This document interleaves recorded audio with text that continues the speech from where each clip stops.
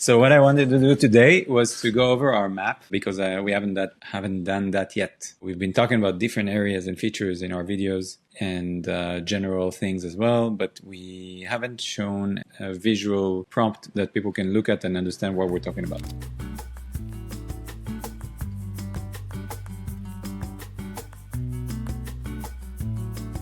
We're on Earth. Our project is in Panama, right here, Panama. And if we zoom in, we see that Panama City is up there. We're down here in the Azuero Peninsula, and we're on the Pacific Ocean. And if you zoom further and further in, you are in the Venao Bay, and slightly above the Venao Bay, you see our project right here. Right? These are our 43 hectares. These are our beautiful hills. And the new school is right here, walking distance. A new medical clinic that's opening is going to be also right here, walking distance. These are, by the way, approximate locations. I think in reality they're even closer. Venao's big supermarket is here. The first ever Selena hostel is right here. And the best surf spot is right here, direct line from our land. If we measure distance quickly between here to the center, it's about 1.5 kilometers. It's 5 minutes by car, maybe less. Yeah. How far is the airport? Pedasi Airport is here, and it would be about 35 minutes drive. How long of a flight from Panama City? From Panama City, the flight goes over the water over here, and it takes 40 minutes. You land in Pedasi, and then you rent a car or a driver, and you drive down to Venao. So this is where we are. What now? You want to talk about that? You want to show the video of the land? Yeah, let's show. So we see it from space. Let's see it from a drone. Yeah. So what the first video we're going to see is coming from this point of view, the tippy top, the highest hill, looking towards the ocean. We're going to look at that first, and then we can invert it. We have another drone flight that's doing the inverted trip. So here's the video. Here we go. Nice.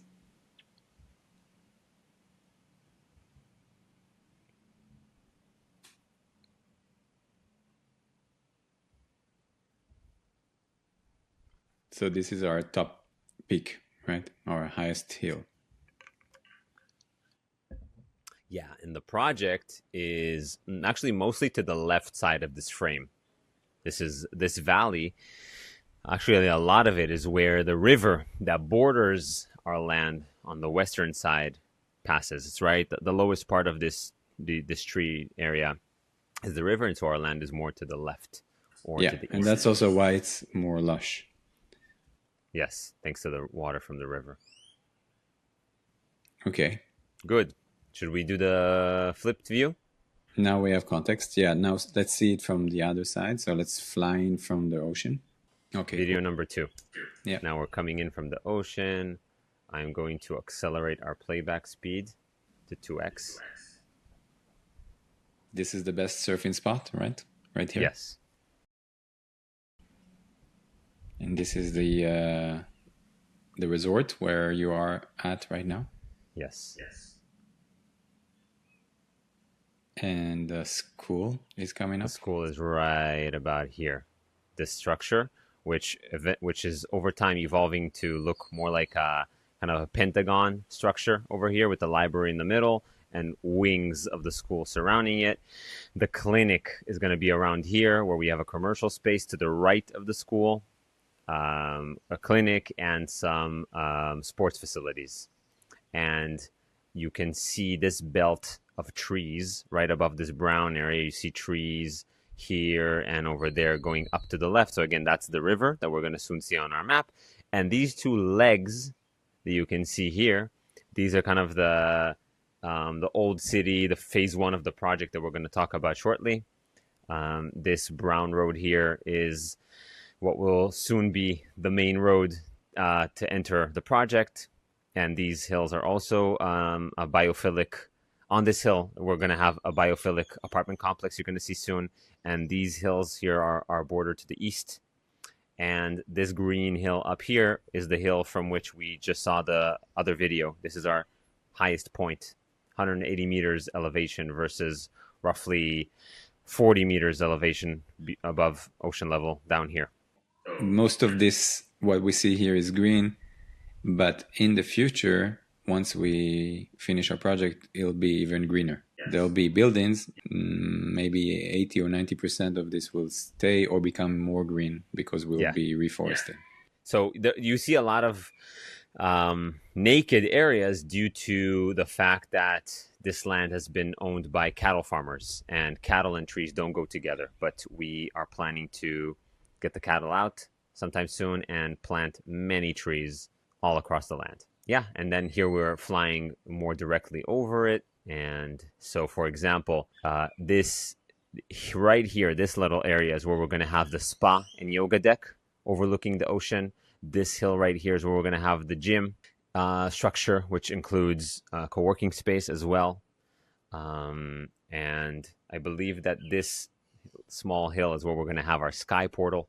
People can come and lie down and stare at the sky and connect with themselves and nature. And if you stop for a sec on the left, you also see the area where we'll have the agro cluster, agro area where we'll grow our food. Yes, we will be growing food in many areas of the project. We'll see that in a moment, and we'll actually maybe keep this open and go back and forth between the maps of the project and this, because I think this is a really great frame. Yeah, so we're going to have food forests here and in other areas of the project. And I think on this hilltop, we wanted to have an agro dome where we could grow vegetables that don't easily grow in this environment, right? Yes. After we pass the urban area, like we're about to pass the urban area, now we're moving to a more private area. There'll be villas and more kind of the countryside of the project.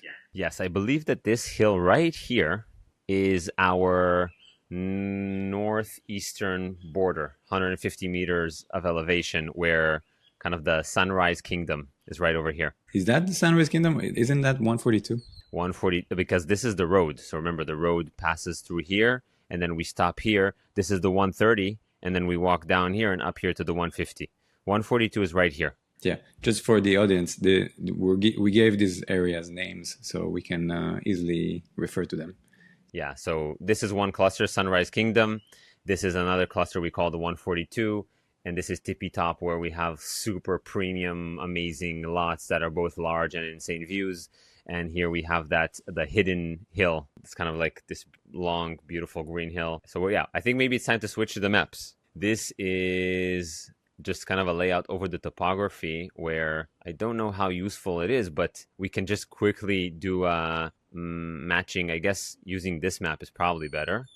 So this area down here, the mixed use area, is what we saw earlier here, the legs, right? So what we're doing is, in a very responsible way, in a very controlled and measured way, we're going to be adding some land into this gap between the legs to create more usable surface area. And that's going to lead us to this design where we have homes and businesses on the sides, and the center is primarily open space, like terraces, where we could have all kinds of amenities and activities, whether it's actually another kind of food forest, whether it's just a piazza with like umbrellas and people sitting and drinking coffee and eating ice cream and maybe watching their loved ones hanging out by the pool or a skate park or other activities that we'll have here. We also have a dedicated page for this where we're trying to convey this idea here. Yeah, we're honestly not married to this idea of whether it's going to look like an old city in Europe, but we do want to convey the vibe of cascading roofs and narrow streets in between the structures and density. I mean, we're trying to show that we're pumping life into this place. Like I've said many times, we're trying to avoid the ghost town error mistake, and we want to create an area that is thriving and has a lot of attracts a lot of people, both residents and tourists. Yes. So This is another way of viewing it, where if you just rotate 90 degrees clockwise, then you get this kind of view where the entrance is from the left, the main road. You come in, roundabout, roundabout, roundabout, you park, and then you come into this area where the center is totally car free. Cars can go on a one-way street around this area. And I believe A is the portal. Yeah, so you're going to enter through a beautiful portal.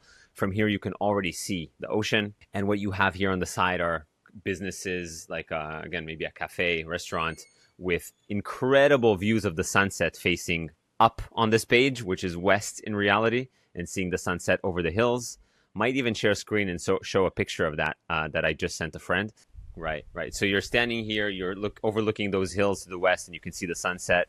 Here we probably will have some kind of fountain, something gorgeous with water, again, to celebrate this place. And then the reason why I wanted to show this is because it's a more developed picture where you can see how there's kind of these cute alleys between the structures and sort of kind of more broken up, and the piazzas are a bit smaller, which actually is good. It gives it more of a cozy feeling. But all these designs are very, very, very preliminary, kind of conceptual. We are going to dive into more detail soon on this. So it was dubbed the Old City, but I like to think of it more as downtown energetically. It might not look old. It might actually look something different. We still need to do mood boarding and brainstorming on this. But what's for sure for me is that it's going to have this downtown energy where businesses and people and there's this bustling energy to it. So that's this area, right? And this is another beautiful biophilic apartment complex we're calling the Urban Ridge. And this awesome spot is located right here on the map. You see right by this brown road, there's this gorgeous hill where we're placing this structure. And here as well, we can show some inspiration of biophilic, topophilic design that we have in mind. Again, these are just mood board shots.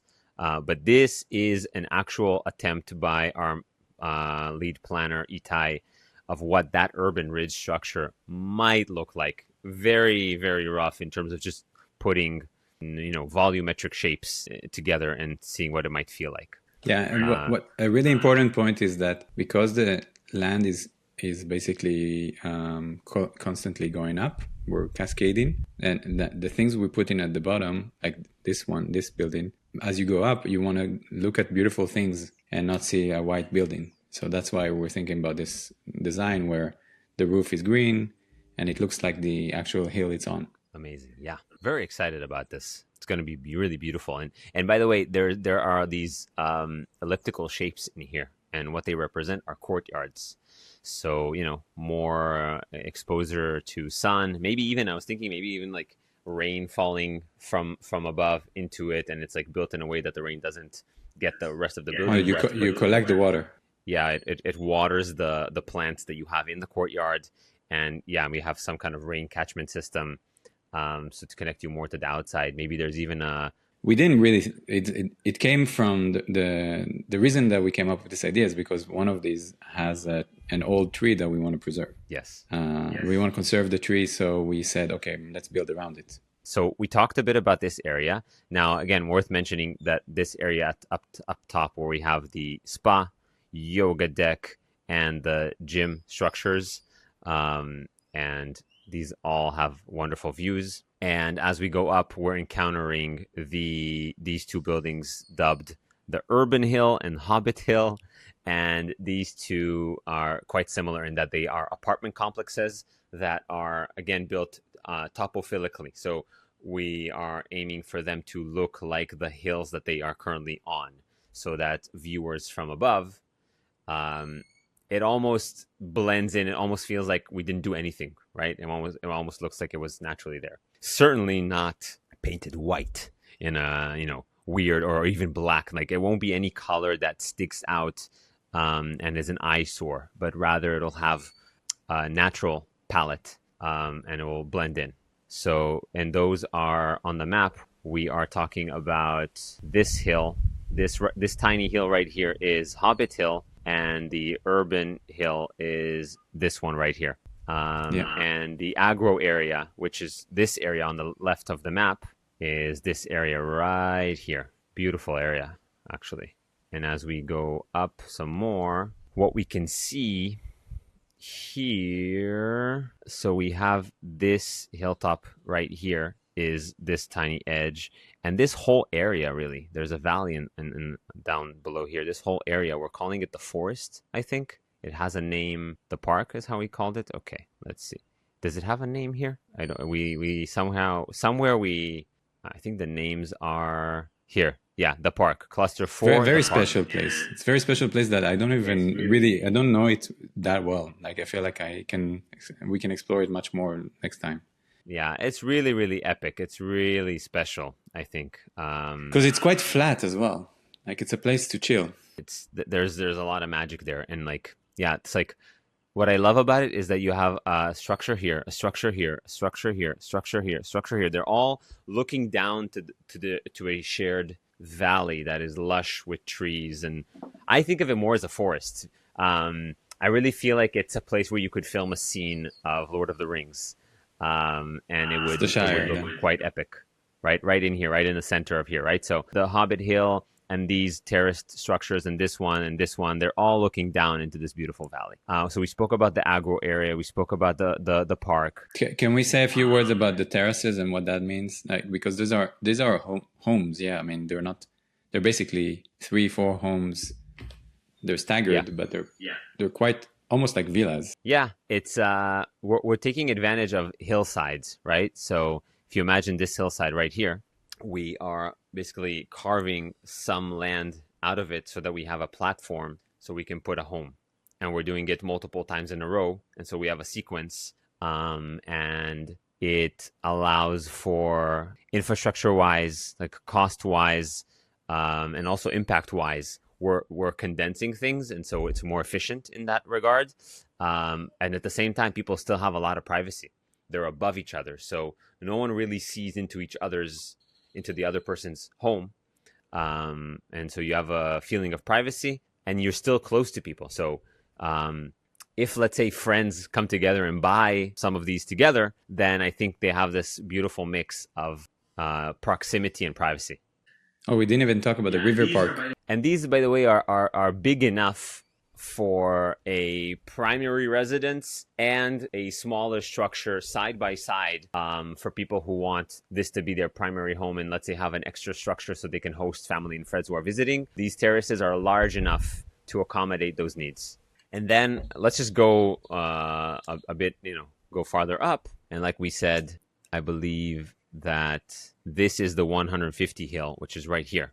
So the road goes, this is the road, and we're kind of seeing the road right here, this brown line. Yeah, and right about here, this hill is this, which we dubbed Sunrise Kingdom. It has amazing, amazing views, and we're entering this higher area where this hill and these hills and this hill are tippy top, and this area, which I forgot its temporary name, are all going to be more secluded, private lots for people to build villas. Yeah, it's King of the North.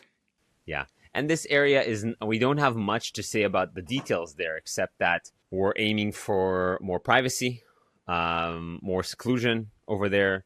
The views are crazier. Kind of, there are specific spots where you really have a panoramic view that even exceeds the Venao Bay. You're so high up that you can see beyond the hills that are bordering. You see other bays. You see other beaches and bays. Yeah, so it's pretty epic up there, and there's wind and it's fresher. It's quite special place. Yeah. There are some really epic places there, and like some places like King of the North here are very, very secluded and isolated, and you can't see it on this map, but you can see it here.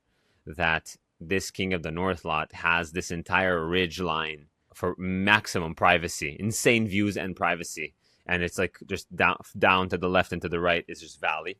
And these guys, I think, have less privacy. Like here, I could imagine potentially 3 families wanting to live close to each other and yet secluded from everybody else. Which would be a really great spot for them. It's called the Secret Hill. Yes, the Secret Hill, which is right here. This right here. What else do we want to show? And then there's the one on the left. I mean, the one on the west is on the left of Tippy Top is really like Yeah, right here. the most premium, probably in my opinion, most premium Yes. lot. It's maybe 5,000 meters.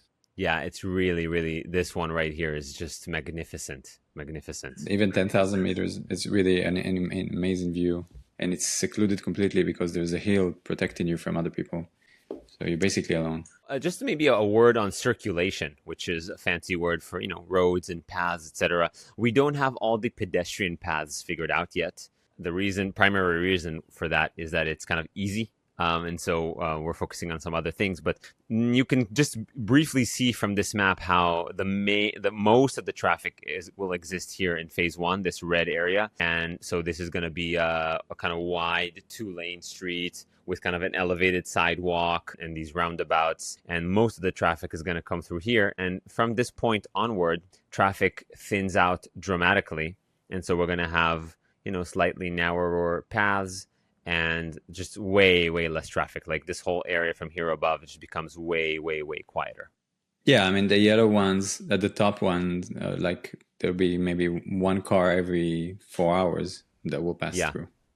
I mean, if you think about it, right? Let's, this intersection, for example, who's driving here? It's mostly the people living from this point upwards and their guests, right? And as you get to farther nodes, like you just a few more meters over here already, that now the only people that are coming are the people in this area, right? And if you come over here, then it's really only the people living in these 4 terraces. So yeah, again, we listen to the topography. We think it's kind of the right way to do this. And just expect minimal traffic here. This is very quiet.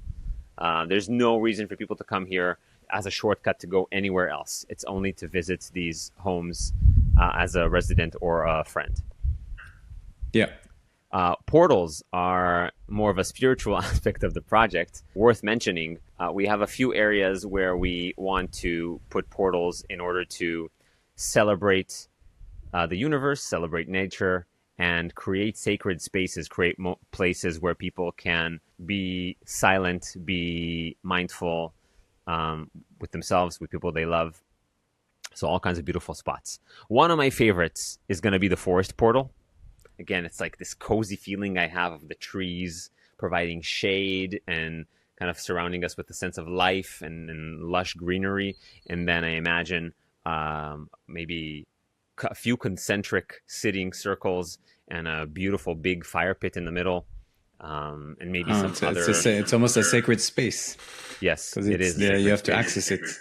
Yes, and we're going to design it like a sacred space, right? Like by using the pattern language advice of multiple entries, multiple realms you have to pass through before you get to that sacred space. My favorite is the sunrise portal for now.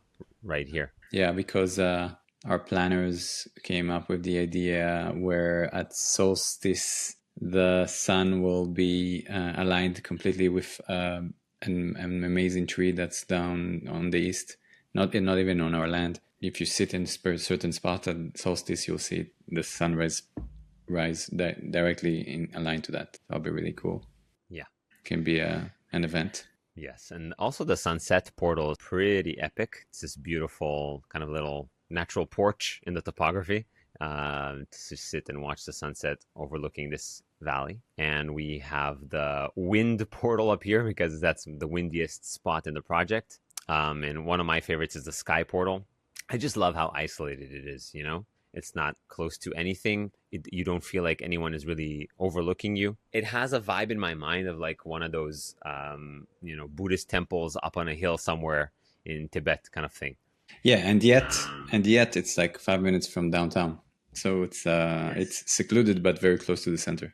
Yes. And perhaps unrelated to portals, or we have a river portal here, but yeah, I was just going to say the river. We have a river portal here. We're going to have a little park here. And then we're also going to have a park here. And again, it's just an opportunity to share how excited we are that we have a river bordering our land and how we're going to treat it so well and nurture it and care for it and help it thrive. And we're going to create some ability for humans to access it, but, in a very thoughtful, loving way.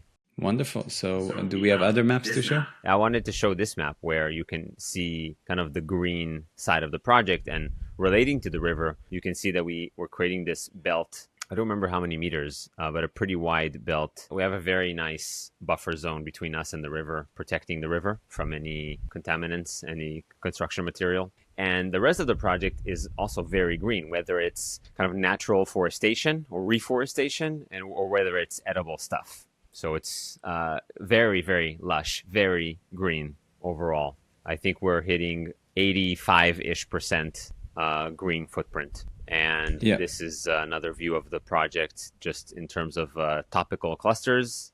Everything is up for changes. We're not committing on everything here. We're still iterating, but this is conceptually, this is what we want to do. We'll have more detailed plans soon because we're doing another workshop and going into the nitty gritty very soon. Yeah, and I think maybe it's good to just remind people again that we have this framing of wondering what's a good life, what's a great life. Elements like connection to nature, community, sovereign kids. And I think that sometimes when people interact with our project, what they think is maybe it's not, maybe it's too hippie. So it's not. We're kind of mainstream, mostly we're mainstream with a touch of edginess. But yeah, we feel like this project is perfect for mainstream-ish people, kind of people that perceive themselves as kind of normal, but with a twist perhaps. And it's not for retirees. It's not for people who just want to grow their food. No, we're kind of working people. We do spend hours every day working on our computers, on the internet, trying to be creative, trying to add value, trying to provide for our families. We're hoping that this project organically grows into a community of like-minded people that want to work, want to build great things. They just want to do it in a more human environment, an environment that nourishes them, that recharges them, that gives them a deeper connection to their family and to their community than they currently have, while they do their crazy ideas, building technology or art or media or anything else that they have in mind. The craziest dream even is that this neighborhood also becomes a little bit like an incubator where we kind of come together and help each other, co-create stuff, advise each other. We're allies in this big journey of like, can we create interesting businesses while living here? We claim that we can, and we're hoping that like-minded people will join us and help create this community. We're also at a point in the project where we're opening our arms to founding members, people who want to come in early, maybe reserve a spot for an apartment or for a lot, and feel a calling to be involved in something like this. We've already had several conversations with people with this intent. It's so much fun for them and for us. And so I just wanted to be explicit on this invitation that we are already able to interact commercially with the right people. So if this is resonating, reach out. Yeah, I wanted to add on the craziness of the world. It's clear, I think, that things are about to accelerate and things are about to get crazier in good and bad ways. You know, anyone will be able to build a business very quickly if you have a good idea. The time from an idea to a business deployed will go from a few months to maybe a day. So there's going to be an explosion of opportunities and an explosion of creativity. But on the other hand, it's very scary for many people. We don't know what cities will look like. We don't know what it will feel like when technology will become so commonplace in everything we do. It's already extremely prevalent, but it's probably going to get even more prevalent. And so I think this is an interesting thought now that we've recently had, is that on one hand, you might be able to build amazing businesses online and using digital products. But on the other hand, every human needs to connect to nature, connect to community, to be with their family, to have their children grow in an area that's open and safe. And so this is an interesting area that we're exploring on how probably many people will be working and doing what we're doing now, basically doing digital things, but will also want to have deep connection to nature. I think that's where we are at in terms of our product right now. What we're building is a solution for people who can work remotely, that want to build businesses that are independent, also want to have a strong connection to nature and let their children enjoy Earth in every aspect in terms of food and movement and beauty. So I think this is an interesting dissonance, but also kind of an interesting opportunity for people. You're triggering me to also bring up the fact that our partners are working on bringing a kind of tax-free entrepreneurial zone to Venao in collaboration with the government. So significant tax breaks and already some initial partners from the longevity space, stem cell therapy, etc. That is pretty strong in Panama City. So for existing businesses that are already succeeding to open a site here in Venao, and as we're thinking about AI and robotics and all this craziness, I really think that likely outcome, like technology has done in many other ways, is that you'll have more of the benefits that you have living in the city.